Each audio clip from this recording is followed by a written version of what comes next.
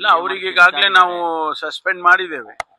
Suspend ಮಾಡಿ ತತ್ಕ್ಷಣ ನನ್ನ ಗಮನಕ್ಕೆ ಬಂದಾಗ ನಾನು ಕಮಿಷನರ್ಗೆ ಹೇಳಿ ಕಮಿಷನರ್ ಅವರು ಸಸ್ಪೆಂಡ್ ಮಾಡಿದ್ದಾರೆ. ಮುಂದಿನ ಕ್ರಮ ಇಲಾಖೆಯಲ್ಲಿ ಯಾವ ರೀತಿ ಕ್ರಮ ತಗೊಳ್ಬೇಕು ಅದು ತಗೊಂತೀವಿ. ಇದು ನಾವು ಮೊನ್ನೆ ಕೂಡ ಪೊಲೀಸ್ ಕಾನ್ಫರೆನ್ಸ್ ಅಲ್ಲಿ ಮುಖ್ಯಮಂತ್ರಿಗಳು ನಾನು ಇಬ್ಬರು ಕೂಡ ಈ ಭ್ರಷ್ಟಾಚಾರದ ವಿಚಾರದಲ್ಲಿ ಬಹಳಷ್ಟು ಕಠಿಣವಾಗಿ ಹೇಳಿದ್ದೇವೆ. ಪದೇ ಪದೇ ಇಂಥ ಘಟನೆಗಳು ನಡೆದಾಗ ಇದು ಸರ್ಕಾರಕ್ಕೂ ಇಲಾಖೆಗೂ ನಮ್ಗೆಲ್ಲರಿಗೂ ಮುಜುಗರ ತರುತ್ತೆ.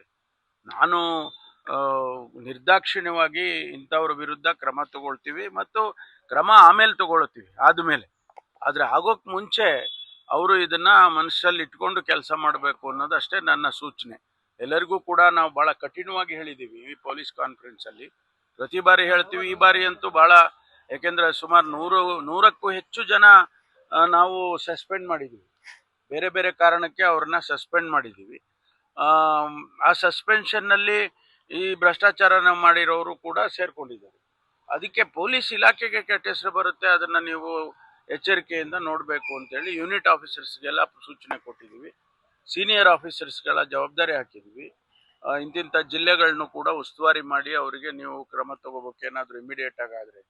ಆದರೆ ನನ್ನ ಸಲಹೆ ಮತ್ತು ಮನವಿ ಏನು ಅಂತಂದರೆ, ಆದಮೇಲೆ ನಾವು ಕ್ರಮ ತಗೊಳ್ಳೋದು ಬೇರೆ ವಿಚಾರ.